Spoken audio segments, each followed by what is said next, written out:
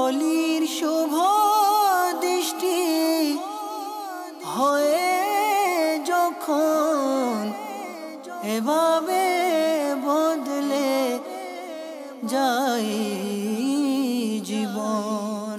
আলহামদুলিল্লাহ রাব্বিল আলামিন ওয়াসসালাতু ওয়াসসালামু আলা খাতামিন নাবিয়্যিন আম্মা বা'দু ফাআউযু বিল্লাহি মিনাশ শাইতানির রাজীম বিসমিল্লাহির রহমানির রহিম। আসসালাতু ওয়াসসালামু আলাইকা ইয়া রাসূলুল্লাহ ওয়া আলা আলিকা ওয়া আসহাবিকা ইয়া হাবিবাল্লাহ। আসসালাতু ওয়াসসালামু আলাইকা ইয়া নাবিয়্যাল্লাহ ওয়া আলা আলিকা ওয়া আসহাবিকা ইয়া নূরাল্লাহ। সম্মানিত দর্শক শ্রোতা, অনুষ্ঠান ইলম ও হিকমতের বাণী নিয়ে আরও একবার উপস্থিত হয়েছি। দূরে এবং কাছে, দেশ এবং প্রবাসে যারাই আমাদেরকে দেখতে পাচ্ছেন, সকলকে জানাই অনুষ্ঠানে স্বাগতম। দুরুদে পাকের অগণিত ফজিলত এবং বারাকাত রয়েছে। রাহমাতুল লিল আলামিন, শাফিল মুজনিমিন, খাতামিন নবিয়্যিন, ইমামুল মুরসালিন হুজুরপুর নূর সাল্লাল্লাহু তাআলা আলাইহি ওয়া আলিহি ওয়াসাল্লাম ইরশাদ করেছেন, তোমরা যেখানেই থাকো আমার প্রতি দরুদ শরীফ পাঠ করো, কেননা তোমাদের দরুদ আমার নিকট পৌঁছে থাকে। সুবহানাল্লাহ। সাল্লু আলাল হাবিব সাল্লাল্লাহু তাআলা আলা মুহাম্মদ সাল্লাল্লাহু তাআলা আলাইহি ওয়া আলিহি ওয়াসাল্লাম। সালাতু ওয়া সালামুন আলাইকা ইয়া সাইয়্যিদি ইয়া রাসূলুল্লাহ সাল্লাল্লাহু আলাইহি ওয়া আলিহি ওয়াসাল্লাম। সম্মানিত দর্শক শ্রোতা, দরুদে পাকের ফজিলত আমরা জেনে নিলাম, পাশাপাশি আমরাও নিয়ত করছি নেকির দাওয়াত দেওয়ার উদ্দেশ্যে, নিজে আমল করার নিয়তে বয়ান করব ইনশাআল্লাহ তাআলা। শুরুতেই আমরা যে বিষয়টি নিয়ে আজকে আলোকপাত করার চেষ্টা করব, যা গত সপ্তাহে আমরা শুরু করেও শেষ করতে পারিনি, আর তা হচ্ছে যে ডক্টরদের গিফট দেয়া নেয়ার ব্যাপারে। বিভিন্ন কোম্পানিরা ডক্টরদের সাথে ভিজিট করে থাকেন এবং তাদেরকে বিভিন্ন গিফট করে থাকেন, যে প্রশ্ন আমার কাছে করা হয়েছিল। আলহামদুলিল্লাহি রাব্বিল আলামিন ওয়াসসালাতু ওয়াসসালামু আলা সাইয়্যিদিল মুরসালিন। বর্তমান সময়ের প্রেক্ষাপটে এটা খুব গুরুত্বপূর্ণ একটা টপিক, আর প্রত্যেকটা ক্ষেত্রেই বৈধতা এবং প্রয়োজন এটার পাশাপাশি যখন মানুষের আগ্রহ এই ক্ষেত্রে বেড়ে যায় কাজে কর্মের মধ্যে যে কোনো সেক্টরে, তখনই দেখা যায় এক শ্রেণীর অসাধু ব্যবসায়ী হোক, ব্যক্তি হোক, তারা এটার মধ্যে সেই শয়তানের চক্রান্তে পড়ে ভেজাল এবং দুর্নীতি, অবৈধ কাজের দিকে ঝুঁকে পড়ে, যার কারণে দেখা যায় যে সম্পূর্ণ জিনিসটাকেই নাজায়েজ এবং গুনাহে রূপান্তর করে। চিকিৎসা এটাও মহান একটি কাজ। সুবহানাল্লাহ। এই চিকিৎসার কাজটা 1450 বছর ধরে নয়, বরং আরও পূর্ব থেকে চলে আসছিল। বিভিন্ন চিকিৎসার ক্যাটাগরি আছে। তো বর্তমানে আমিরুল সুন্নাতের কাছে এই বিষয়টা প্রশ্ন করা হয়েছে এবং যে বিষয়টা নিয়ে আমরা আলোচনা করার জন্য করেছি, সেটা হলো যে বিভিন্ন হসপিটাল, ক্লিনিক ইত্যাদির মধ্যে এখন ডক্টররা থাকে, তাদেরকে বিভিন্ন কোম্পানি থেকে দেখা যায় ওষুধ বানানোর কোম্পানি আলাদা, ক্লিনিক আলাদা, ডক্টর সে পড়াশোনা করে আরেকটা প্রতিষ্ঠান থেকে এসেছে।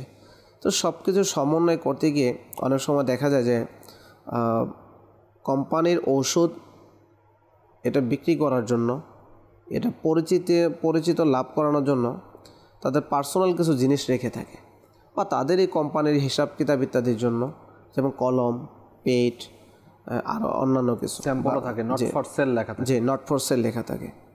তো যদি এইসব কিছু কোনো ডক্টরকে দেওয়া হয় বা কোনো ক্লিনিক বা কোনো প্রতিষ্ঠানকে দেওয়া হয়, কোনো ব্যক্তিকে দেওয়া হয়, তো সেটা ব্যক্তি নিতে পারবে, এতে কোনো প্রবলেম নেই তাদের ওই নিয়তে।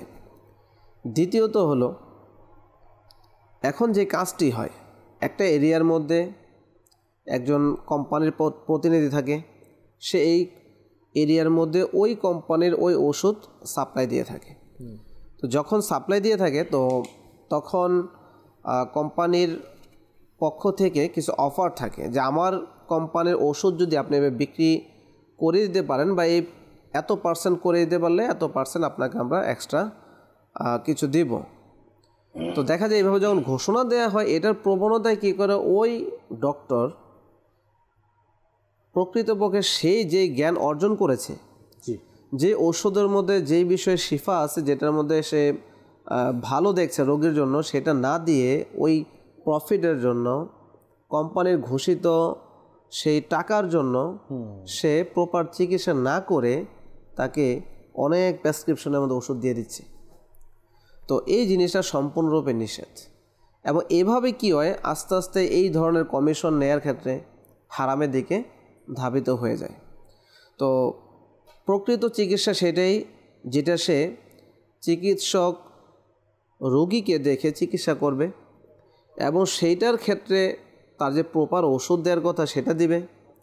দেওয়ার ক্ষেত্রে তারপরে যদি ক্লিনিক থাকে বা ইদারা থাকে, বুঝিয়ে যে সব কিছুর একটা খরচ আছে, সার্বিকভাবে বলে যদি তার থেকে কিছু টাকা নেওয়া হয়, এক্সট্রা নেওয়া হয়, অনেকে দেয় স্বাভাবিকভাবে, যে যার সামর্থ্য আছে বললেও ওইভাবে হয়। কিন্তু দেখা যায় এই জিনিসটা গোপন করে আপনার টেস্ট প্রয়োজনে একটা দিয়ে দিল 10টা। কেন? কারণ এর সাথে তার কোনো সম্পর্ক নেই রোগীর, কিন্তু এই ক্লিনিকের সম্পর্ক আছে, তার এক্সট্রা কমিশনের সম্পর্ক রয়েছে। তো এইভাবে হয়রানি, ধোঁকা, প্রতারণা, মিথ্যা বিভিন্ন গুনাহের দরজা খুলে যায় এবং প্রকাশ্যভাবে অনেক গুনাহ হয়ে যায়। তো এই জন্য শরীয়ত যে সন্দেহজনক এবং গুনাহে পড়ে যাওয়ার মতো কাজ, এই কাজ থেকে বাঁচতে বলা হয়েছে। তো আমিরুল ইসলাম এটাই বোঝাতে চেয়েছেন যে বাস চিকিৎসা এই পেশাটা অনেক মহান, কিন্তু সবাই এই কাজ করে না। আলহামদুলিল্লাহ আমিরুল ইসলাম বলেন যে খৌফে খোদা ভীতি সম্পন্ন ডক্টর আমি দেখেছি, আমরাও দেখি। অনেক সময় অনেক ডক্টর সস্তায় চিকিৎসা করে দেয়, ফিস কম নেয়। কেন? সে ছাত্র, সে নবীর বংশের একজন ব্যক্তি, তারপরে বা সে একজন কৃষক, এভাবে। আবার দেখা যায় যার কাছে সামর্থ্য আছে তার থেকে প্রপার ভিজিট নিচ্ছে, তাকে প্রপার ওষুধ ওইভাবে দিচ্ছে বা হাই কোয়ালিটির চিকিৎসার পরামর্শ তাকে দিচ্ছে। তো এইভাবে হয়। তো আল্লাহ পাক আমাদেরকে বাস মধ্যম পন্থা অবলম্বন করে যে সকল ডক্টর ভাই আছেন তাদের প্রতি মাদানী অনুরোধ থাকবে এটাই যে আপনি আপনার পেশাটার মধ্যে শরীয়সম্মত পদ্ধতিকে সেটা জেনে নেন, জেনে এরপর আপনি এই দুঃখী উম্মতের সেবার জন্য নিজেকে নিয়োজিত করে দেন। রিজিকের ব্যবস্থা অবশ্যই আল্লাহ উত্তমভাবে করে দেবে। অনেক গুরুত্বপূর্ণ কথা বলেছেন মনোহর ভাই। আমাদের সমাজের মধ্যে এগুলো আসলেই আমাদের জানা উচিত, যে পেশায় আমরা লিপ্ত থাকি না কেন সেই পেশাটা আদৌ আমার জন্য ঠিক আছে কি না, এবং এর মধ্যে শরীয়ত বিরোধী কী কাজগুলো রয়েছে সেই কাজগুলো আমাদের অবশ্যই জানা উচিত এবং জেনে কাজগুলো করা উচিত। যখন আমরা করব তখন দেখা যাবে ইনশাআল্লাহ আযজা ওয়া জাল আমাদের আয়ের মধ্যে, রোজগারের মধ্যে বারাকাত হবে ইনশাআল্লাহ তাআলা। এই দিন নয়, আমরা জানি মৃত্যুর পরেও আমাদের পরলৌকিক জীবন রয়েছে। অন্তত সেই জীবনের জন্য আমাদের কিছু একটা করতে হবে ভালো থাকার জন্য। আল্লাহ তাআলা বুঝার এবং আমল করার তৌফিক দান করুন, আমিন। মনোহর ভাই, একটা ট্রেন্ড চলছে, শহরের মানুষ যারা শহরে থাকে, শহরের মধ্যে যারা বসবাস করে এবং বিশেষ করে বাড়িঘর নাই সেটা তো আলাদা একটা কথা, কিন্তু যদি বাড়িঘর আছে তাদের ক্ষেত্রে তারাও, এবং যাদের বাড়িঘর নাই ছোটোকাল থেকে ঢাকাতে অথবা শহরের অঞ্চলে থাকে, তারা গ্রামের মানুষদেরকে একটু মানে অবজ্ঞার চোখে দেখে, গেও টাইপের, এবং তাদেরকে ছোট চোখে দেখা, তাদেরকে দিয়ে কিছু হবে না, তারা আসলে আপডেট না, তারা একেলের না, তারা সেকেলের। কি বলবেন? টপিক খুবই চমৎকার। এটা কিন্তু বাস্তবতা প্র্যাকটিক্যাল এখন দেখতে গেলে যে দেখা যায় শহরের মানুষদের অন্তর কিন্তু দিন দিন কঠোর থেকে কঠোর হতে যাচ্ছে। শহরের মানুষ অপেক্ষা থাকে কোনো একটা ইভেন্টকে উপলক্ষে কীভাবে আমি গ্রামের বাড়িতে গিয়ে স্বস্তির নিঃশ্বাস ফেলবো। আচ্ছা। আর গ্রামে থেকে কখন যদি টাটকা সবজি ইত্যাদি না আসে শহরের মানুষদের অবস্থা কেমন হবে এটা আমরা জানি। তো সার্বিকভাবে আমিরুল ইসলাম যেটা বলেছেন যে গ্রাম আর শহর এটার পার্থক্য আমরা না করি, মানুষের মর্যাদা তার চরিত্রে, তার ব্যবহারে, তার ধর্মে, তার আদর্শ যেটা সেটার মধ্যে, তার গুণের মধ্যে, তার শিক্ষার মধ্যে, এগুলোর মধ্যে মনুষ্যত্ব তার ফুটে ওঠে। আর যার মনুষ্যত্ব সবচেয়ে বেশি বিকশিত হয় যে তো তারই অবস্থান আমরা দেখি যে সে গ্রামের একেবারে যদি শেষ প্রান্ত থাকে না, আল্লাহ তার সম্মানকে সারা পৃথিবীর মধ্যে ছড়িয়ে দেয়। এটা বরাবর আমরা দেখেছি, কিতাবের মধ্যে পড়েছি। আল্লাহ কোন এক আল্লাহর ওলির ঘটনা, সেই খুব গ্রামের এক সাইডের মধ্যে আছে, কিন্তু আল্লাহ তাআলা আজও পর্যন্ত এবং কিয়ামত পর্যন্ত তার নাম, তার কাজ এটা কিতাবের মধ্যে লিপিবদ্ধ করিয়ে দিয়েছেন, যেটা আমরা কিয়ামত পর্যন্ত পড়ব। আমরা দেখুন এই বড় পীর আব্দুল কাদের জিলানী, জি জিলানী তো তার নাম না, এই জিলান শহরের অধিবাসী ছিলেন। জিলান এটা তো শহর ছিল, গ্রাম ছিল। জি। এরপরে আপনি যদি দেখেন আমাদের প্রিয় নবী সাল্লাল্লাহু আলাইহি ওয়াসাল্লাম তিনি যে দুনিয়াতে তাশরিফ নিয়ে এসেছেন সেটাও ছিল গ্রাম, মক্কাতুল মুকাররম। জি, ওই সাইডের মধ্যে ছিল গ্রাম, এটাকে মূল শহর ওইভাবে ধরা হয় না। তৎকালীন সময় মনোহর ভাই, তৎকালীন সময় আরবদের একটা সিস্টেম ছিল যে যখনই ঘরে সন্তান জন্মগ্রহণ করেন তাদের জন্য কিছু সময় দুধ পান করানোর জন্য গ্রামে, এবং গ্রামের যে আপনার ভাষা এবং অ্যারাবিকের যে সাহিত্য এবং এগুলো শেখানোর জন্যও কি তাদেরকে প্রেরণ করা হতো। এবং বিশেষ করে দেখুন এই যে আমরা বুখারী শরীফ অধ্যয়ন করি, এই বুখারা একটা এলাকা থেকে উনি উঠে এসেছেন। এভাবে করে আপনি অনেক আউলিয়ে কামিলিনের কথা যদি আপনি দেখেন, তখন দেখা যাবে যে তাদের সাথে যে সম্পর্ক হয়েছে যে এলাকাটা, সেই এলাকাটা পুরা বিশ্বের মাঝে, কিতাবের মাঝে এবং বিভিন্ন ইতিহাসের মধ্যে লিপিবদ্ধ রয়েছে। বাইজিদ বুস্তামি রাহমাতুল্লাহ তাআলা আলাইহি কথা কে না জানে, অথচ তার আম্মা যখন পিপাসার্ত ছিল, ঘরে পানি নেই, তাকে কত দূর গিয়ে পানি আনতে হয়েছে। আল্লাহ। তো এটা শহরে তো পানি অ্যাভেলেবেল, শহরে অ্যাভেলেবেল পাওয়া যায়। তো এই যে বিষয়গুলো, তো মানুষের সম্মান শহরে এবং গ্রামে নয়, বরং 1% যদি আমরা বের করি, এবং ওলামায়ে কেরাম এবং কিতাবের মধ্যে এটা রয়েছে যে আপনার শহর থেকে গ্রামের মধ্যে ধর্মকর্ম চর্চা করা অনেকটা সহজ। মানুষের মনন সব কিছু নরম থাকে, এবং মানুষ সেই কাজগুলো যেটা নবী সাল্লাল্লাহু আলাইহি সাল্লামের বিশেষ করে প্রকৃত সুন্নত, সেগুলো বেশি পালনের ক্ষেত্রে তার অগ্রণী ভূমিকা পালন করতে পারে। যেমন আমাদের শহরের মধ্যে দেখা যায়, প্রিয় দর্শক, আমরা বলি যে সন্ধ্যা হয় রাত 12টায়, কারো সকাল হয় সকাল 12টায়, এমন মানে রুটিনটা চেঞ্জ হয়ে গেছে। সকালের নাস্তা দুপুরে, দুপুরের নাস্তা রাতে, রাতের নাস্তা ভোরাতে, এমন একটা অবস্থা হয়েছে। আমরা যদি একটু বাংলাদেশের দিকে তাকাই, বাংলাদেশের দিকে যদি তাকাই, আপনি দেখুন ইতিহাস সাক্ষ্য দেয় চট্টগ্রামের মধ্যে যে আউলিয়া কামিলিনগণ সাহিত্য আছেন, আপনি বিভিন্ন টিলার উপরে বিভিন্ন জায়গাতে। এরপর আপনি দেখুন শাহজালাল ইয়ামিনী, শাহপরান ইয়ামিনী রহমতুল্লাহ তাআলা আলাইহি, ওনাদের মাজার শরীফ কতটা আপনার সেই সাইডের মধ্যে।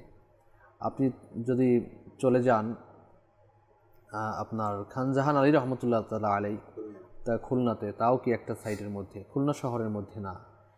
আপনি দেখুন শাহ আলী বাগদাদী রহমতুল্লাহ আলাইহি মিরপুরের মধ্যে আছে, মিরপুর 1-এর মধ্যে, তাও কি একটা কোনার মধ্যে। আপনাদের মুন্সিগঞ্জের মধ্যে বাবা আদম শহীদ রহমতুল্লাহ আলাইহি, তাও কি একেবারে শহর থেকে একেবারে সাইডে। তো এভাবে করে আপনি যখন দেখবেন আউলিয়া কামিলিনের পদচারণাও কিন্তু গ্রাম থেকে শুরু হয়েছে। তারা ভালোই বাসতেন যে তারা একটা নির্গম জায়গায়, ঢাকার মধ্যে শাহ শরফুদ্দীন চিশতি রাহমাতুল্লাহ আলাইহি, তার জীবন অধ্যয়ন করলে দেখা যায় যে সে যে জায়গার মধ্যে তার আস্তানা ইবাদতের জায়গা নির্বাচন করেছেন, এ খাল ছিল, খাল দিয়ে এসে একটা নিরাপদ জায়গা যেখানে কোনো জঞ্জাল নেই, আওয়াজ নেই, আল্লাহ পাকের সেই মিষ্টি মতো নামের ধ্যানমগ্ন সহজে হওয়া যাবে, ইবাদতবন্দি করা যাবে, অজু পবিত্রতার কাজটা ভালোভাবে করা যাবে, এমন জায়গায় বেছে নিয়েছেন। কিন্তু আল্লাহ তাআলা তাদের পদচারণায় কি করে দিয়েছেন আজকে। তো এটা মূলত এখানে যে ব্যাপারটা হয়তোবা অনেকেই মনের মধ্যে প্রশ্ন আসতে পারে, আমরা এ সকল ব্যক্তিদের কথা বলছি, কিন্তু দুনিয়ার মধ্যে যারা দুনিয়াদার হয়েছে, যারা আমরা যেটাকে শহরের মানুষ বলতে গবেষণালব্ধ যে জিনিসটা রয়েছে, গবেষণাগার গবেষণা করছেন এবং তাদের যে একটা রয়েছে সেই জিনিসগুলো। কিন্তু এখানে দেখুন মীর আহলে সুন্নাত দামাত বরকাতুন আলিয়া বরাবরই বলে যান যে আমি তো তাকেই শিক্ষিত মনে করি, পড়ালেখা ওয়ালা মনে করি, যার ফরজ ইলম জানা রয়েছে, যার মধ্যে ইসলামের জ্ঞান রয়েছে, ইলমে দ্বীনের চর্চা রয়েছে। এখন কেউ পাইলট রয়েছে, কেউ ইঞ্জিনিয়ার রয়েছে, কেউ এই বিশেষজ্ঞ রয়েছে, সেই বিশেষজ্ঞ রয়েছে, ইসলাম সম্পর্কে তার ধারণাই ন্যূনতম নেই। তার মধ্যে নৈতিক শিক্ষার লেশ মাত্র নেই। মুসলমান নামের শুধু নামটাই মুসলমানিত্ব রয়েছে, মুসলমানের পরিচয় কি রয়েছে সেগুলো জানা নেই, তো তাকে তো কীভাবে বলা হবে? এখনও কিন্তু দেখুন, আমরা বিপদে পড়ে গেলে তখন এই ডক্টর, ইঞ্জিনিয়ার আর বিশেষজ্ঞদের ধর্ণা আমরা কিন্তু ধরি না। আবহাওয়াবিদ অনেক গবেষণা করে আবহাওয়াবিদ হয়েছে, অনেক লেখাপড়া করে আবহাওয়াবিদ হয়েছে, কিন্তু এখন ওই পূর্বাভাস দিয়ে দেয় কিন্তু যে অমুক আসতেছে, সিডর আসতেছে, তো আরও কি এর মধ্যেও এখন এই ডিসেম্বরেও আসলো, বৃষ্টি সারা দেশে পড়েছে। কিন্তু সেই আমরা কিন্তু অলি আল্লাহর বাংলাদেশ, রহম করো আল্লাহ, দয়া করো আল্লাহ, এই দোয়াই কিন্তু আমরা অলি আল্লাহদের সামনে নিয়ে পড়ে থাকি। শাহজালালের বাংলাদেশ, দয়া করো আল্লাহ, শাহপনারের বাংলাদেশ, দয়া করো আল্লাহ, এগুলোই বলে থাকি আমরা।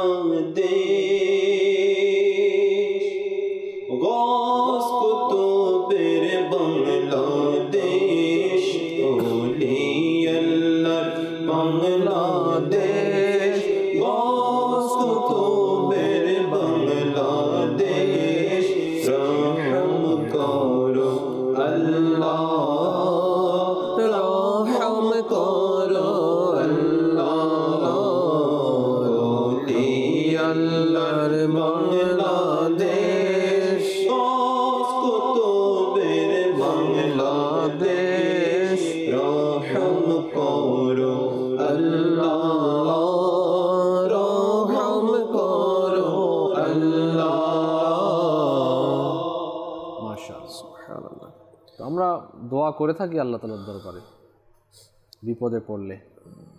তো আশা করি বুঝতেই পেরেছি আমরা যা বোঝাতে চেয়েছি আমি। তো সেজন্য আমাদের উচিত এটাই হবে মনোহর ভাই, যে আমরা যেন গ্রামের মানুষকে অবজ্ঞা চোখে না দেখি।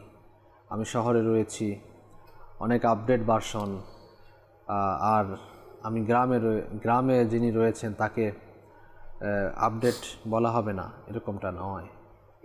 অথচ যদি অন্যভাবে দেখি তাহলে দেখা যাবে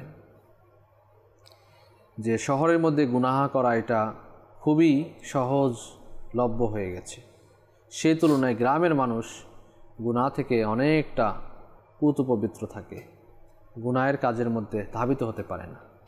সেক্ষেত্রে আমি নগণ্য হয়ে গেলাম। তাহলে কিয়ামতের দিন তো নেকি এবং বদির দিকেই আমাদের ভালো এবং মন্দের দিকে হবে না, হিসাব নিকাশ হবে, কার আমল বেশি ছিল, কার আমল ভালো ছিল, কার আমল খারাপ ছিল, এটাই আপনার দেখা হবে, তাই না? তো সেজন্য আমাদের উচিত হচ্ছে যে নিজেকে আমরা তুচ্ছ মনে করি। নিজেকে যদি আমরা তুচ্ছ মনে করি যে আমি গুনাহগার, আমার চেয়ে তিনি ভালো, তাহলে ইনশাআল্লাহ তাআলা আমাদের জন্য আসানই হবে, দুনিয়া এবং আখিরাত আসান হবে ইনশাআল্লাহ। আসান সাল্লু আলাল হাবিব সাল্লাল্লাহু তাআলা আলা মুহাম্মদ সাল্লাল্লাহু তাআলা আলাইহি ওয়া আলিহি ওয়াসাল্লাম। সালাতাম ওয়া সালামু আলাইকা ইয়া সাইয়্যিদি ইয়া রাসূলুল্লাহ সাল্লাল্লাহু আলাইহি ওয়াসাল্লাম। সমাজের মধ্যে কথা প্রচলিত রয়েছে 3 দিনের বেশি কথা না বললে কাফির হয়ে যায়, এরকম প্রশ্ন করা হয়েছে। 3 দিনের বেশি কথা না বললে কাফির হবে এমন নয়, গুনাহগার হবে সম্পর্ক যদি শরীয়তসম্মত কারণে সে সম্পর্ক ছিন্ন করে থাকে। তো শরীয়তসম্মত কারণ ছাড়া যে তার সম্পর্ক ছিন্ন করাটা যদি শরীয়তসম্মত কারণ হয় তখন তো ওকে, আর যদি না হয় তখন তাকে অবশ্যই কি করতে হবে, সমঝোতা করে নিতে হবে। জি। তো যদি সমঝোতা না করে এনে তো সেই ক্ষেত্রে সে গুনাহগার হবে। আর এমন ব্যক্তি যেখানে যায় তারা কখনো আল্লাহ তাআলার রহমত প্রাপ্তি থেকে বঞ্চিত হয়, তাদের দ্বারা সমাজে কল্যাণ এটা অনেকটাই হয় না, ফ্যামিলিগতভাবে প্রবলেম সৃষ্টি করে তারা, সামাজিকভাবে, কর্মক্ষেত্রে, সব জায়গার মধ্যে। তো এই ক্ষেত্রে দেখা যায় যে যখন সম্পর্ক ছিন্ন করার প্রবণতা বৃদ্ধি পায়, তো ওই ব্যক্তি শুধু আত্মীয় স্বজন না, তার কর্মক্ষেত্র একজনের সাথে একজনের দেখা যায় লেগে যায় এবং সে বেপরোয়াভাবে মানে তাকে অ্যাভয়েড করতে থাকে। এইভাবে দেখা যায় যে একটা মানুষ যখন সমাজের মধ্যে এমন ভাবে পরিচিত লাভ করে ফেলে, তো মানুষও যারা সুশীল ব্যক্তি বা তারা ভদ্র ভালো, তারা দেখে ওই ব্যক্তিকে আস্তে আস্তে অ্যাভয়েড করে চলে। তো তার স্বার্থ থেকে, তার বুড়াই থেকে, খারাপি থেকে বাঁচার জন্য তারা করে থাকে। কিন্তু এটাও আসলে ঠিক না, কারণ সমাজে যদি কেউ খারাপ থাকে, কখনো কৌশলে একজন নয় একাধিক ব্যক্তি মিলে তাকে বোঝানো দরকার। বুঝালে ইনশাল্লাহ সে হয়তো পরিবর্তন হতে পারে। তো এইভাবে দেখা যায় যে আত্মীয়তার সম্পর্ক প্রথমত আমরা ছিন্ন করব না, আর আজ পর্যন্ত যদি আমরা কেউ করে থাকি তাহলে ইনশাআল্লাহ কথা বলে সমঝোতা করে নিব। আমির আল সুন্নাতের ঘটনা বলেছিলেন যে আমির আল সুন্নাত তার আত্মীয়দের মধ্যে যারা ছিল, তো তাদের সাথে খুঁজতে থাকতেন কিভাবে তাদের সাথে এক আত্মীয়ের সাথে আরেক আত্মীয়ের সমঝোতা করিয়ে দেওয়া যায়। কারণ আমরা অনেক সময় জানি আমার সাথে সবার ভালো সম্পর্ক আছে প্রিয় দর্শক, কিন্তু আপনি বলবেন আমি কারোর সাথে সম্পর্ক ছিন্ন করে নেই, কিন্তু আপনার প্রতিবেশী একজন আরেকজনের সাথে সম্পর্ক ছিন্ন করে রেখেছে, আপনার আত্মীয় একজন আরেকজনের সম্পর্ক ছিন্ন করে রেখেছে। আপনার উচিত যদি আপনি সুযোগ পান, আপনার সামর্থ্য থাকে, তো তাদের মধ্যে সমঝোতা করে দেয়।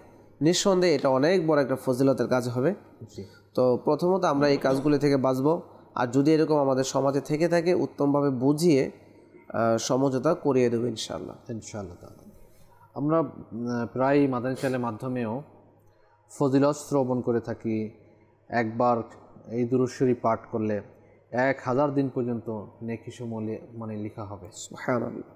তো এই সময় কি আপনার গুনাহ লেখা বন্ধ হয়ে যাবে কিনা, বিভিন্ন জি এরকম প্রশ্ন থাকে। তো আমির হাসান খুব চমৎকার উত্তর দিয়েছেন যে 1000 দিন পর্যন্ত নেকি লেখা হবে, তো আর গুনাহ লেখা বন্ধ হয়ে যাবে এমন তো কোথাও নেই।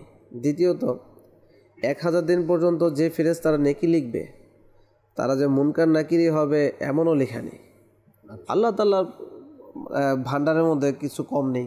হতে পারে এটা এক্সট্রা ফজিলত, এক্সট্রা ফেরেশতা নিয়োজিত আছে, তো এইভাবে হতে পারে। আমাদের মুনকার নাকির তো আমাদের কিরামান কাতিবিন মুনকার নাকির তাদের আলাদা আলাদা কাজ আছে। তা আমাদের সাথে যে নেকি এবং গুনাহ লেখার ফেরেশতা নিয়োগ আছে আমাদের, তো তারা তাদের কাজ অবশ্যই করে যাবে। এমন নয় যে একজন নেকি লিখতে গেছে আরেকজন গুনাহ লেখা বন্ধ করবে, এমন নয়। গুনাহ যখন হবে গুনাহ লিখবে, নেকি যখন হবে নেকি লেখা হবে। আর 1000 দিনের রহস্য যেটা আল্লাহ পাকই ভালো জানেন, যে আলাদাভাবে যদি ফেরেশতা নিয়োগ করে থাকে তো আলাদাভাবে লিখবে। তো এই জন্য আমাদের পড়তে থাকা, জি দুরূদ শরীফ পাঠ করতে থাকা। আর মনে রাখবেন দুরুদে পাক পাঠ করার মাধ্যমে গুনাহ রোগের শিফা রয়েছে, রোজগারের মধ্যে বারাকাত এর মাধ্যম রয়েছে, ঘরের মধ্যে বরকত লাভের মাধ্যম রয়েছে, নেককার সন্তান লাভের মাধ্যম রয়েছে, ইবাদত কবুল হওয়ার মাধ্যমও হচ্ছে দুরুদে পাক। সেজন্য আমরা চেষ্টা করি বেশি পরিমাণে দুরূদ শরীফ পাঠ করা। আর সবচেয়ে উত্তম হচ্ছে কমপক্ষে আমরা যদি পারি 313 বার দুরূদ শরীফ পাঠ করি, আর যদি এর চেয়ে বেশিও পারি তাহলে কমপক্ষে 1000 বার দৈনিক দুরূদ শরীফ পাঠ করি। এর চেয়েও যারা বেশি পারেন বেশি পড়বেন, যতই মধু ঢালা হবে ততই মিষ্টি লাগবে ইনশাআল্লাহ তাআলা। আসুন আমরা কিছু কল শ্রবণ করে নিই। জি, কল চালিয়ে দিন। জামালপুর থেকে আপনাদের মাদানী চ্যানেল দেখছি, আজকের অনুষ্ঠান তো হিকমতের বাণী অনুষ্ঠানটি অনেক ভালো লাগছে আমার কাছে। আমি যেন 5 ওয়াক্ত নামাজ পড়তে পারি, আপনারা আমার জন্য দোয়া করবেন। আমিন। আল্লাহ তাআলা আপনাকে সহ আমাদের সকলকে, দর্শক শ্রোতা সকলকে 5 ওয়াক্ত নামাজ পড়নেওয়ালা বানিয়ে দিন, ইবাদতগুলো বান্দা হিসেবে কবুল ও মঞ্জুর করুন। Next call. আমার নাম মোহাম্মদ আব্দুর রহমান, আমার বাড়ি নীলফামারী। মাদানী চ্যানেলের অনুষ্ঠান ইলম ও হিকমতের বাণী, মাশাআল্লাহ অনেক সুন্দর একটি অনুষ্ঠান। এই অনুষ্ঠানে মাদানী মুযাক্কারা থেকে বিষয় নিয়ে অনেক সুন্দর আলোচনা করা হয়। মাশাআল্লাহ এই অনুষ্ঠানের উপস্থাপক আল-পেসানি বাপু ও মুবাল্লিগ মনোয়ার আত্তারি ভাইকে, তেনাদেরকে আমার অসংখ্য ধন্যবাদ আমাদেরকে এত সুন্দর একটি অনুষ্ঠান উপহার দেওয়ার জন্য। আসসালামু আলাইকুম ওয়া রাহমাতুল্লাহি ওয়া বারাকাতুহু। আমাদের নাম ধরে আমাদেরকে উৎসাহিত করার জন্য আপনাকে অত্যন্ত ধন্যবাদ। জি, নেক্সট। আমি ঢাকা থেকে বলছি। আজকের অনুষ্ঠান ইলম হিকমত বাণী আলহামদুলিল্লাহ অনেক সুন্দর হচ্ছে। আমি প্রতি সপ্তাহে এই অনুষ্ঠানটা দেখার চেষ্টা করি এবং দেখি। এই অনুষ্ঠানের মাধ্যমে আমি অনেক ইলম হিকমত সম্বন্ধে শিখতে এবং জানতে পারছি। এই ধরনের অনুষ্ঠান প্রচার করার জন্য মাদানী চ্যানেল বাংলাকে অনেক ধন্যবাদ। মাশাআল্লাহ, আল্লাহ তাআলা আমাদের সকলকে ইলমে দ্বীন শিক্ষা অর্জন করার তৌফিক নসিব করুন। শোয়েব ভাই সাথে রয়েছেন, আজকের কি শোনাবেন আমাদেরকে? সাল্লি আলা রাসূলিনা সাল্লি আলা হাবিবিনা সাল্লি আলা মুহাম্মাদিন हम भी मदीने जाएंगे मुर्शिद हमें ले जाएंगे हम भी मदीने जाएंगे मुर्शिद हमें ले जाएंगे आका हमें बुलाएंगे आज नहीं तो कल सही पढ़िए सल्ले अला शफीअना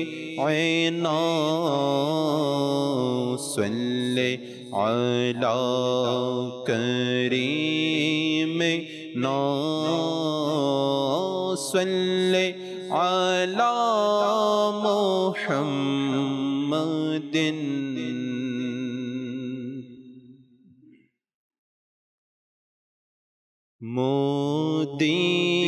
মদিনার ছবি যেন থাকে হৃদয়ে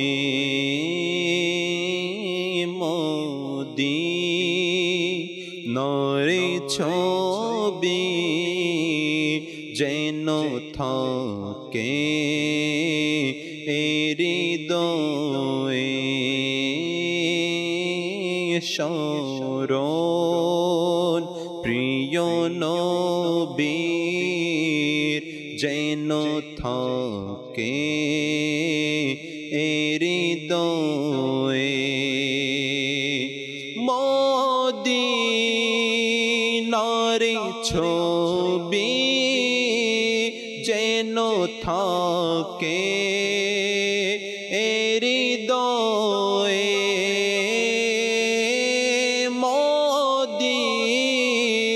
মদিনার ছবি সদা যেন থাকে মনে শরণ প্রিয় নবীর যেন থাকে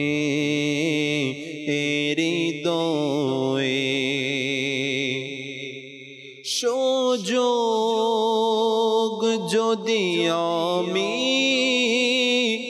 পেয়ে যাই মদিনা যাবার সুযোগ যদি আমি পেয়ে যাই মদিনা যাবার যাব মদিনায় কান্নারত কাফেলা নিয়ে যাব মদিনায় কান্নারত কাফেলা নিয়ে প্রিয় নবীর গোলাম আমি শোনো হে জাহান্নাম প্রিয় নবীর গোলাম শোনো হে জাহান্নাম যাব কি করে দোজখে নবীর গোলাম হয়ে যাব কি করে দোজখে নবীর গোলাম হয়ে যখন জানাজা আমার নিয়ে যাবে কবরে যখন জানাজা আমার নিয়ে যাবে কবরে মদিনারে ধুলি আমার মুখে দিও মেখে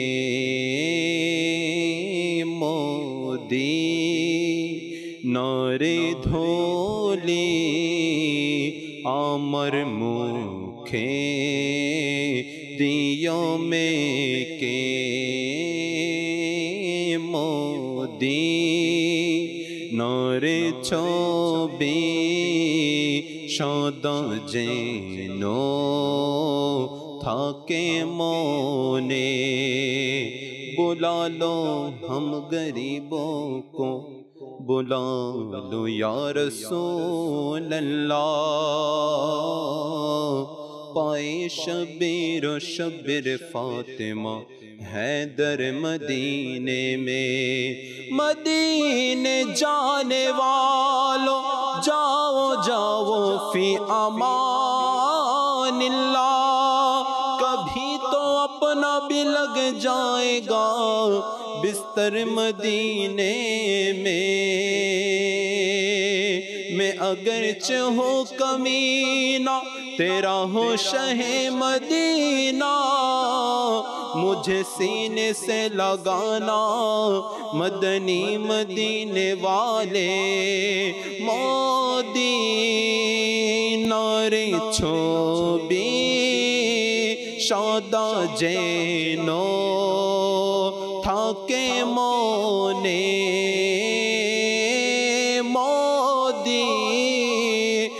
মদিনারে ছবি সদা যেন থাকে মনে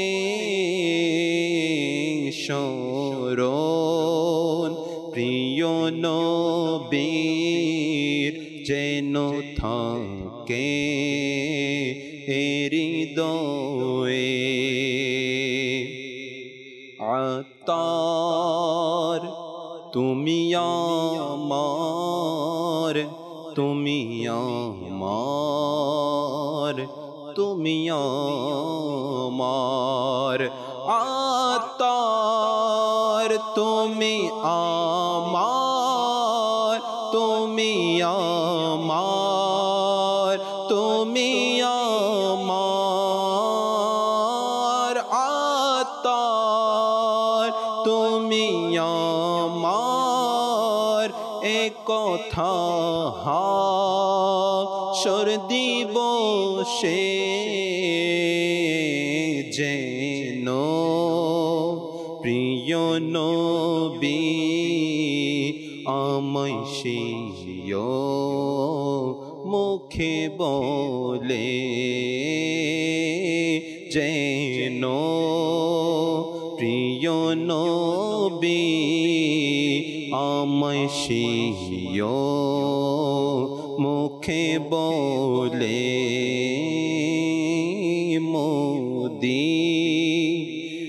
মদিনার ছবি সদা যেন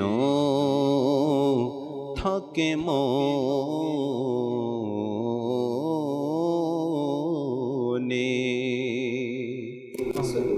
আমিন আমিন সাল্লাল্লাহু আলা মুহাম্মদ সাল্লাল্লাহু আলাইহি ওয়াসাল্লাম। মাশাআল্লাহ, আমরা কালামও শ্রবণ করলাম।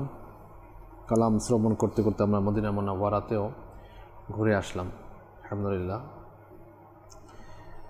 নেক্সট টপিকে আমরা যেতে চাচ্ছি, মৃত ব্যক্তিকে স্বপ্নে দেখা জরুরি কিনা।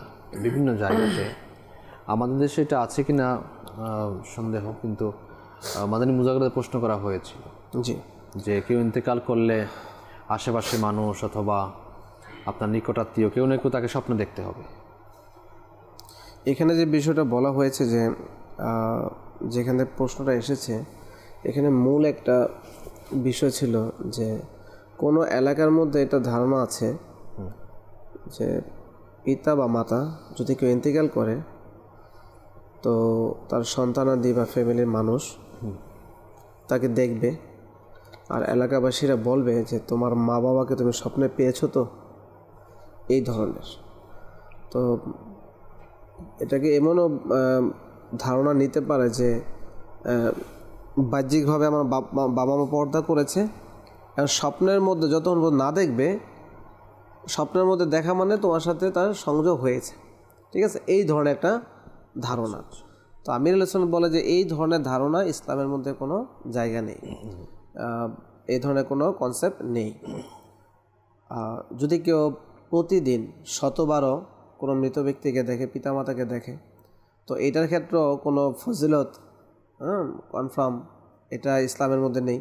দ্বিতীয়ত, কেউ যদি সারা জীবন একবারও দেখেন না দেখে, এটার মধ্যে যে কোনো মুজাম্মাত বা কোনো ক্ষতি বা কোনো কিছু, এটাও ইসলামের মধ্যে। মুরব্বীদের মাঝে কিছু প্রচলিত আছে, আপনার বিপদগ্রস্ত হলে অথবা আপনার হয়ে গেলে তখন মা বাবাকে স্মরণ করে। জি, এই বিষয়টা আস্তে আস্তে তখন যদি মা বাবা স্বপ্নে না আসে, তখন অনেক সময় দেখা যায় মা বাবাকে কিছু একটা, মানে মৃত মা বাবাকে কিছু একটা বলেও দিল, বলা, আর দেখা যায় হতাশ হয়ে যায় সন্তানরা এরকম। তো আমির আলাইহিস সালাম এই বিষয়ে বলেছে, যদি কেউ পিতামাতাকে সবুজ পোশাক, সাদা পোশাক ইত্যাদি যদি পজিটিভলি দেখে থাকে, তখন এটা তার জন্য ভালো একটা দিক। আর যদি কেউ খারাপ কোনো অবস্থায় দেখে থাকে, তো এটা যদিও চিন্তার বিষয়, কিন্তু এটা কনফার্ম আমরা বলতে পারি না যে আমার পিতামাতা জাহান্নামী বা ইত্যাদি ইত্যাদি। বা কেউ ভালো অবস্থায় দেখলো, তাকেও আমরা কনফার্ম বলে দিতে পারবো না যে সে জান্নাতে চলেই গেছে এরকম। শতভাগ গ্যারান্টির যে বিষয়টা, সেটা আমাদের এই স্বপ্ন আর আমাদের এই চিন্তার দ্বারা কখনো হয় না। হ্যাঁ, যেহেতু স্বপ্নের কথা চলে এসেছে, শুধুমাত্র নবীদের স্বপ্নটাই দলিল, শতভাগ দলিল, এবং সেটা শরীয়তের দলিল। নবীগণ যদি স্বপ্ন দেখে তো সেটা ওহী। জি, তো এই জন্য যে বিষয়টা আমরা যে স্বপ্ন দেখব সেটা শরীয়তের দলিল নয়। কেউ যদি ভালো অবস্থা দেখি শুকরিয়া আদায় করব, কেউ যদি খারাপ অবস্থা দেখি তাহলে তাদের জন্য বেশি বেশি ইসালে সওয়াব করব, মাগফিরাতের দোয়া করব।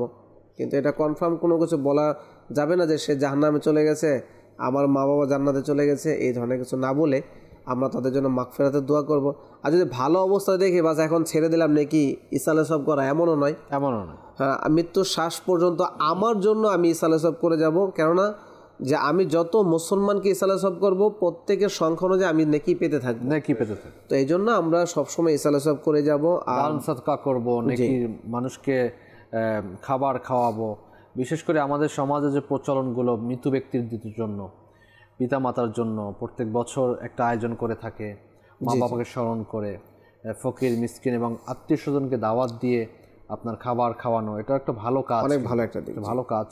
কেননা হাদিস শরীফের মধ্যেও খাবারের ব্যাপারে আসছে, খাবার খাওয়ানোর দ্বারা মানুষের দিল সন্তুষ্ট হয়। জি, এটাও করা যেতে পারে। আপনার মসজিদে দান খয়রাত করা, মাদ্রাসাতে আপনার করা, যেমন দাওয়াত ইসলামী জামিয়াতুল মদিনা রয়েছে, মাদ্রাসাতুল মদিনা রয়েছে, অনেকেই আলহামদুলিল্লাহ অনেক ইসলামী ভাইয়েরা এখানে দান খয়রাত করে থাকেন, নিজের মৃত পিতা মাতার জন্য, নিজেদের জন্য সাদকা করে থাকেন। তো এটাও উত্তম কাজ, সাদকায়ে জারিয়ামূলক কাজ। মা বাবার নামে কোনো রাস্তা করে দেওয়া, ব্রিজ করে দেয়া, হাদিসের মধ্যে কূপের কথা তো আছেই, পানির ব্যাপারে। হ্যাঁ, হাযিহি উম্মে সাআদের জন্য এটা। তো এভাবে পানির ব্যবস্থা করে দেয়া মানুষের জন্য, তো এটা অনেক বড় সওয়াবের কাজ। অনেকে আবার শয়তানি ওয়াসওয়াসা দেয় যে এখানে ফকির মিসকিনকেই খাওয়াতে হবে। দেখুন, এই হাযিহি উম্মে সাআদ, এখানে কিন্তু এই পানির কূপটা শুধু ফকির মিসকিনের জন্য বরাদ্দ হয়নি, হ্যাঁ, সকলের জন্য উন্মুক্ত করে দেওয়া হয়েছে। তো আপনি সেখানে খাবার শুধু ফকির মিসকিন না, ফকির মিসকিনকে খাওয়ানো অত্যন্ত উত্তম এবং ভালো কাজ। তারা যেহেতু অভুক্ত থাকে তাদেরকে ভুক্ত করা একটা ভালো কাজ, কিন্তু পাশাপাশি অন্যদেরকেও আপনি দাওয়াত দিয়ে খাওয়াতে পারেন। নেকির প্রকারভেদ বুজুর্গানা দিন দুইভাবে করেছে। একটা হলো যে শুধু জাতি ফায়দা, নিজে উপকৃত হব, আরেকটা হলো যে নিজের পাশাপাশি অন্য উপকৃত হবে। তো ওলামায়ে কেরাম বলেন যে ওই নেকি উত্তম যেটা নিজের পাশাপাশি অন্য উপকৃত হবে। এই যে সদকা জারিয়ামূলক কাজ যেগুলো, একটা আছে আমি একটা দোকান থেকে মিষ্টি কিনলাম, হ্যাঁ, বিসমিল্লাহ শরীফ পড়ে পিতামাতার ইসালে সবের নিয়ত করে আমি খেয়ে নিলাম। আচ্ছা, তো একে তো আমি উপকার হলো, ঠিক আছে, পিতামাতারও ইসালে সব হলো। আচ্ছা, কিন্তু এই মিষ্টিটা যদি আমি 10 জনকে নিয়ে খাই, তখন দেখা যায় একটা নিজে খাওয়ার থেকে 10 জনকে নিয়ে খাওয়া এটা হলো উত্তম। তো এই হিসাবে যেমন কোপের কথা বলা হলো, এখানে ফকির মিসকিন কারো নির্ধারিত না করে এখানে আল্লাহ তাআলা সেই পাখিও এসে খেতে পারে, তারপরে ছোট ছোট পোকামাকড়, পিঁপড়া এগুলো খেতে পারে। আর এগুলো খেলে যে আমার ফজিলত হবে না এমন নয়। হুজ্জাতুল ইসলাম ইমাম গাজ্জালী রাহমাতুল্লাহ তাআলা আলাইহির তিনি যখন পর্দা করেছেন, কেউ তার ওফাতের পরে দেখে জিজ্ঞাসা করলো, হুজুর আল্লাহ আপনার সাথে কেমন আচরণ করেছে? তো বললো যে আমি এক সময় লিখতেছিলাম, তো এমন সময় একটা মাছি এসে সে দোয়াতের মধ্যে কলম সে কালি মানে খাচ্ছিল, তা আমি কলমটা রেখে দিলাম, হ্যাঁ, দোয়াত কলম ছিল ওই সময়, রেখে দিলাম যে সেটা পরিতৃপ্ত হয়ে চলে যাক। তো আল্লাহ পাকের কাছে সেই কাজটা এতটা পছন্দ হয়েছে, এর উসিলে আল্লাহ আমাকে মাগফিরাত দান করেছে। অথচ মাগফিরাত দান করার জন্য তার মহান অনেক আমল ছিল, ইহইয়াল উলুম, মুকাশফাতুল কুলুব, তারপরে মিনহাজুল আবেদিন, তার তাসওয়ুফের কিতাব, তার সাধনা, তার তাহাজ্জুদ, তার অনেক কিছু ছিল। কিন্তু আল্লাহ তাআলা দেখিয়ে দিল যে আল্লাহ কোনো বড় ইবাদতের মুখাপেক্ষী না। আল্লাহর মাখলুককে যে ভালোবাসে আল্লাহ তাআলা যে কোনো কিছুর বিনিময়ে সেটা মাফ করে দিতে পারে। তো এই জন্য আমাদের উচিত হবে যে নেকির কাজটাকে এভাবে করা। তারপর আরেকটা এই টপিকের মধ্যে বলবো যে দর্শকদের আসলে আমরা যত চর্চা করি তখনই কিন্তু বাড়ে। আমাদের ঘরের মধ্যে দেখা যায় অনেক খাবার নষ্ট হয়, আর দেখা যায় আমি নষ্ট করলাম, এটা যদি কাজের মানুষ নেয় সে নিয়ে কী করলো আরও নষ্ট করে দিল, তারপরে শেষে ডাস্টবিন ভরে ফেলে দেওয়া হয়। এর মধ্যে না নিয়ত থাকে না কিছু থাকে, তো দেখা যায় অনেক অপচয় হয়ে যায়, গুনাহ হয়ে যায়। তো দর্শকদের উদ্দেশ্যে বলবো যে আজকে থেকে আমরা এটা নিয়ত করে যে অপচয় থেকে বাঁচবো। আর এই যে খাবার আমার একটু অবশিষ্ট রয়ে গেল বা এগুলো কিন্তু আমার ঘরের সাইডে কোথাও দেখা যায় বিড়াল আসে, পাখি আসতে পারে, নিজের গৃহপালিত মুরগিতে থাকতে পারে, বা কোনো জায়গায় এমন আমার জানা আছে যেখানে পিঁপড়া আসে বা বাড়ির আশেপাশে থাকতে পারে। তো যদি আমি বিসমিল্লাহ শরীফ পড়ে তাদের রিজিকের জন্য আমি দিয়ে দিই, তাহলে দেখা যাবে আমার খাবারটা অপচয় হলো না, আর আমি যে জায়গায় গুনাহ হতো সে জায়গায় আমি সওয়াব পেয়ে যাব। তো একটু সচেতন হয়ে যদি আমরা এই কাজটা করি, তাহলে দেখা যাবে যে অপচয় থেকেও বাঁচতে পারবো। আর কখনো যদি বাচ্চারা খাবার নষ্ট করে, তো আমার কারণে সেটা নেকিতে পরিণত হয়ে যাবে। আল্লাহ তাআলা আমাদের সেই কাজটা করার তৌফিক দান করুন। আরেকটি জিনিস আমি এখানে যোগ করব, যেহেতু মৃত ব্যক্তিদের স্বপ্নে দেখার ব্যাপারে এখানে আসছে, আমাদের গ্রাম অঞ্চলে এই জিনিসগুলো বেশি ঘটে থাকে। তা হচ্ছে যে কেউ যদি আল্লাহ মাফ করুক আত্মহত্যা করে ইন্তেকাল করেছে, বিষ পান করে ইন্তেকাল করেছে, তো এখন ইন্তেকালের পর এলাকাবাসী কনসেপ্ট থাকে ওখান থেকে যাওয়া যাবে না এতদিন, এই মানুষটা নিজে আবার উঠে যাকে পাবে তাকেই কি করবে। তো এই ধরনের একটা কনসেপ্ট গ্রামের মধ্যে থাকে। বিশেষ করে যে আপনার রাতের যে একটা অংশ, একটা অন্ধকারাচ্ছন্ন থাকে, একটা আলোকোজ্জ্বল থাকে। তো এই অন্ধকারাচ্ছন্ন অবস্থায় ওই দিনগুলো যদি ইন্তেকাল, তাহলে তো কথাই নেই, এরকম একটা কনসেপ্ট এলাকার মধ্যে থাকে। তো মনে রাখবেন, ইসলামের মধ্যে এ ধরনের কোনো কনসেপ্ট নেই। হ্যাঁ, মৃত ব্যক্তির রূহ এগুলো ঘরের আশেপাশে আসে, যেন আর্তনাদ করে যে আমার পরিবারবর্গরা কি অবস্থায় আছে, তারা আমার জন্য কিছু পাঠাচ্ছে না, ইসালে সওয়াব করছে না, রূহগুলো আসে। কিন্তু এরকম কোনো কনসেপ্ট নাই যে আপনি মৃত ব্যক্তিকে দাফন করে দিলেন আর সে ওখানে জীবিত হয়ে আবার কবর ভেদ করে উপরে এসে আপনাকে ধরবে, আপনাকে কিছু একটা করবে। এ ধরনের কনসেপ্ট, এ ধরনের আকীদা ইসলামের মধ্যে নেই, ইসলাম বহির্ভূত কাজ। এটা অবশ্যই মনে রাখতে হবে আমাদেরকে, যেটা ইসলাম সম্মত নয় সেই জিনিসগুলো বিশ্বাস করে সেই একটা হচ্ছে ভয় পাওয়া, এটা আলাদা একটা ব্যাপার, যে আমার ওখানে যেতে ভয় লাগছে অথবা দেখতে ভয় লাগছে, সেটা একটা আলাদা ব্যাপার। কিন্তু এটা মনে করে যে ওখান থেকে উঠবে এবং আমাকে ধরবে, এইটা মনে করে আপনি কিছু একটা করছেন অথবা কিছু একটা বলছেন, মানে এই বিশ্বাস রাখছেন, তাহলে এটা ইসলাম সম্মত হচ্ছে না। আশা করি বোঝাতে পেরেছি। আল্লাহ তাআলা আমাদের মরহুমদেরকে, মৃতদেরকে বেহিসাব মাগফিরাত দান করুন। আমিন। সবসময় দোয়া করতে থাকবো, নামাজ পড়ে দোয়া করতে থাকবো, নিজের আত্মীয় স্বজন, পরিবারবর্গ, শ্বশুর শাশুড়ি যারাই রয়েছেন সকলের জন্য, মুসলিম উম্মার জন্য আমরা দোয়া করব। আল্লাহ পাক মুসলিম উম্মার বেহিসাব মাগফিরাত দান করুন, আমিন। একটি গুরুত্বপূর্ণ টপিক মনোয়ার ভাই, সময় আমাদের হাতে শেষের দিকে আসছে আস্তে আস্তে করে, অল্প সময় বাকি রয়েছে। হচ্ছে অনুমতি ছাড়া আপনার স্বামীর টাকা স্ত্রী খরচ করতে পারবে কিনা? জি, এটা নিষেধ রয়েছে। স্বামী হোক বা ভাই বোন ইত্যাদি, বা অফিসের মধ্যে কর্মচারী কর্মকর্তা ইত্যাদি, যেই হোক না কেন, উপরস্থ অধীনস্থ, দেখা যায় যে কারো জিনিসই বিনা অনুমতিতে ধরা নিষেধ, ব্যবহার করা নিষেধ, যদি সে সেটাকে অন্য নজরে দেয়, খারাপ নজর। হ্যাঁ, জি। একটা বিষয় আছে, একটা ম্যাচের মধ্যে কতগুলো বন্ধু একত্রিত আছে, বা ঘরের মধ্যে স্বামী স্ত্রী সন্তান সবার মধ্যে এতটাই আন্ডারস্ট্যান্ডিং এবং মহাব্বতপূর্ণ আচরণ যে প্রত্যেকে জানে যে আমার এখানে ক্ষতি করার মতো কেউ নাই। হ্যাঁ, তো দেখা যায় তাদের মধ্যে থাকে, বলে দেয় অনেক সময় যে ওই জায়গার মধ্যে টাকা আছে, হ্যাঁ, ছেলে মেয়েদেরকে বলে তোমাদের স্কুলে যাওয়ার সময় নিয়ে যেও, মাদ্রাসা যাওয়ার সময় নিয়ে যেও, স্ত্রীকে বলে তোমার কোনো কিছু প্রয়োজন হলে বাজারের জন্য কিনে নিও, এভাবে।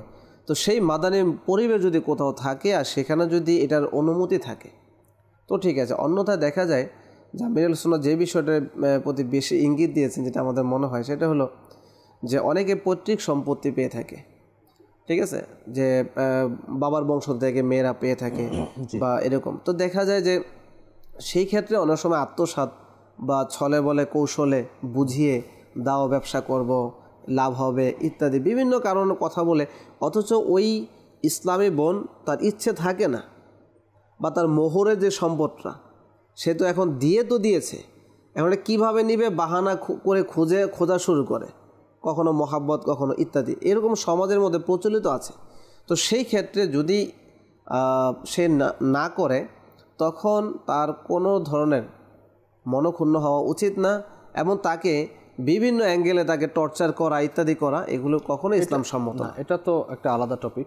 জি, এখানে যে ব্যাপারটা আমাদের সমাজের মধ্যে ঘটে থাকে সেটা হচ্ছে যে বিশেষ করে স্ত্রী সে মনে করে স্বামীর পকেট থেকে টাকা নেবে অথবা নিয়ে কিছু একটা করবে, টাকা সরিয়ে রাখা, সমাজের মধ্যে অহরহ এগুলো কি ঘটছে না ঘটলে তো আপনার এই প্রশ্ন আসতো। আমি প্রথমে যেটা বললাম, কারো ধরার অনুমতি নেই। যদি স্বামীর অনুমতি দেয়, স্বামী অপছন্দ এটা মনে করে, তখন স্বামীর পকেট থেকে না, এটা চুরির সামিল হয়ে যাবে। জি, পিতার পকেট থেকে স্বামীর আমলনামা স্বামীর কাছে, স্ত্রীর আমলনামা তার স্ত্রীর কাছে, ছেলের আমলনামা তার ছেলের কাছে, বোনের আমলনামা তার বোনের কাছে। আল্লাহ তাআলা প্রত্যেককে এরকম বলেন যে পুরো ফ্যামিলিটার মধ্যে একটা আমলনামা, এরকম আল্লাহ তাআলা বিধান করেননি, কারণ প্রত্যেকে নিজের কর্মের হিসাব কিতাব তাকে দিতে হবে। এখন নেকির কাজও করে, আবার চুরি করে। জি, নেকির কাজও করে। সেটা কিভাবে? স্বামীর পকেটে টাকা নিয়ে দান খয়রাত করে, অনুমোদন নেওয়া হচ্ছে না। জি, এই ক্ষেত্রে আত্মসাৎ, তারপরে মিথ্যা, তারপরে আপনার চুরি ইত্যাদি, বড় অ্যামাউন্ট হলে ডাকাতির পর্যায়েও যেতে পারে। এমন আমরা দেখেছি যে সন্তান মা মিলে বাবার সম্পদ আত্মসাৎ করেছে, তো যেটাকে ডাকাতের সংজ্ঞার মধ্যে পড়বে সে ডাকাতি হবে, আর যেটা চুরির সংজ্ঞায় পড়বে সেটা চুরির মধ্যে পড়বে। সর্বোপরি যে বিষয়টা, যদি আমরা আল্লাহ তাআলার ভয় ভীতি রাখি, তাহলে তো দেখতে হবে যে একটা টাকা কেন, একটা পয়সায় আমরা এদিক সেদিক কেন করব, আর যদি করেও থাকি আমার হায়াত থাকা অবস্থায় কেন আমি আদায় করছি না। ফুজাইল বিন আয়াজ রাহমাতুল্লাহ তাআলা আলাইহি এর কথাটা এই প্রেক্ষাপটে চলেই আসে যে তিনি অনেক বড় এক আল্লাহর ওলি, তার দরবারের মধ্যে বাদশাহ হারুনুর রশিদ গিয়ে নসিহত তলব করত, শিক্ষা নিত যে হুজুর কিছু শোনান। সেই ফুজাইল বিন আয়াজ রাহমাতুল্লাহ তাআলা আলাইহি তিনি যখনই তওবা করলেন, তওবার পরে তওবার তাকাজা কিভাবে পূর্ণ করলেন, মানে তওবার সেই ঘাটতি ফিল আপ করলেন কীভাবে?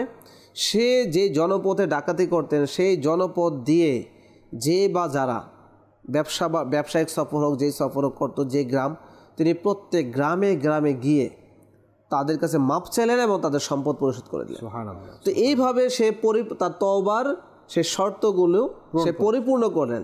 তারপরে তিনি কি করলেন, আল্লাহর ইবাদতের জন্য নিজেকে নিয়োজিত করে দিলেন। তো আজকে দুনিয়াবাসী জানে তাকে ডাকাত নামে কয়জন চিনে? তার যদি জীবনী পড়ে তখন শুনতে পারবে যে সে ডাকাত ছিল, অন্যথায় সে কিন্তু আল্লাহর ওলি হিসাবে কত প্রসিদ্ধ। যে বাদশাহ হারুনুর রশিদের মতো যেই প্রসিদ্ধ না ইতিহাসের মধ্যে তার নাম, তিনিও পর্যন্ত গিয়ে সেখান থেকে নসিহত এবং আমাদের ভাষায় বলে মাদানী ফুল অর্জন করতেন। তো এই জন্য যে বিষয়টা আমরা ঘরের মধ্যে সেই পরিবেশে গড়ব, পরিবেশ যে যাতে আমাদের মধ্যে তোহমত অপবাদ না আসে।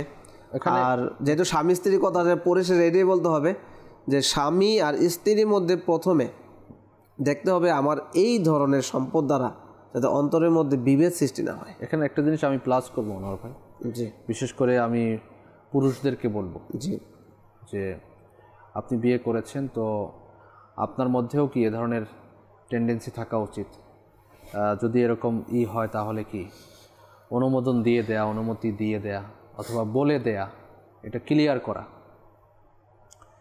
আর মহিলাদেরকেও বলবো যে অনেকে আছে টাকা সরিয়ে নিয়ে তার বাবার বাড়ি দেয়া, তার ভাইকে দেয়া, তার বোনকে দেয়া, অথবা সন্তানদেরকে দেয়া, অথবা নিজের জন্য কিছু করা। অনেকে আছে একটু কিপটে টাইপের, মানে কনজুস টাইপের আছে, নিজের জন্য খরচ করে না, পরিবারবর্গের জন্য খরচ করে না। নিশ্চয়ই খরচ করা উচিত, যেখানে খরচ করা ওয়াজিব সেখানে খরচ না করলে সে অবশ্যই কৃপণের সংজ্ঞাতে এটাই এসেছে। তো অবশ্যই খরচ করতে হবে।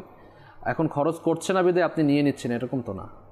তো স্বামীর অনুমোদন ছাড়া, স্বামীর অনুমতি নিয়েই কাজ করতে হবে, দান সৎকাও করতে হবে। এখন আপনি স্বামীর অনুমতি ছাড়া তার পকেট থেকে টাকা নিয়ে আপনি অনেক বড় দানশীল হয়ে গেছেন, দানবীর হয়ে যাচ্ছেন, এটা তো কঠিনকালে সম্ভব না। স্বামীর অনুমতি নিয়েই করবেন এবং সর্বোপরি আল্লাহর সন্তুষ্টির জন্যই যখন করবেন, তাকে বুঝিয়ে, তাকে মুহাব্বত দিয়ে, ভালোবাসা দিয়ে তার সম্পদকে নেকির কাজে ব্যয় করানোর চেষ্টা করবেন। এটাই কিন্তু আমাদের আসলাফ যারা ছিলেন, যারা ওলি আল্লাহ ছিলেন, আমাদের বুজুর্গানি কেরাম ছিলেন। বুজুর্গানি কেরাম শুধু পুরুষদের আলোচনা করছি, কিন্তু আপনি রাবিয়া বসরি রহমতুল্লাহ আলাইহির জীবনী অধ্যয়ন করুন। মা খাদিজাতুল কুবরা রাদিয়াল্লাহু তাআলা আনহা, আল্লাহু আকবার কাবীরা। আপনি ওলিয়ার দিকে যদি তাকান, এই যে বাদশাহ মামুনুর রশিদের যে স্ত্রী ছিলেন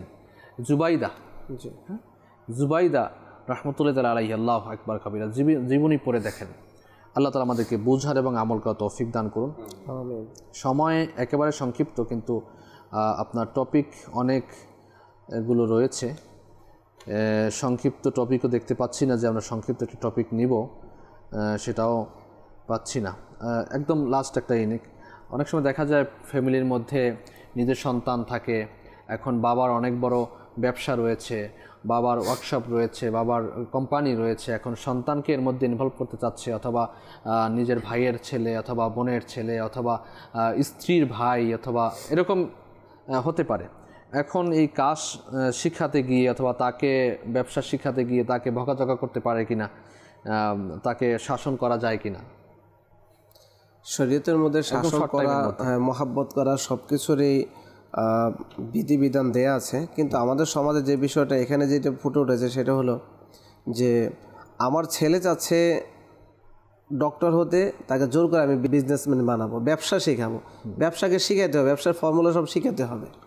তো এই ক্ষেত্রে প্রবলেম হয়ে যায় যখন বাবা এভাবে প্রেশার ক্রিয়েট করে, সেই জিনিসটাকে সেই ফজিলতপূর্ণ দিকে না নিয়ে নিজের মধ্যে সে এটা গজব হিসেবে নেয়।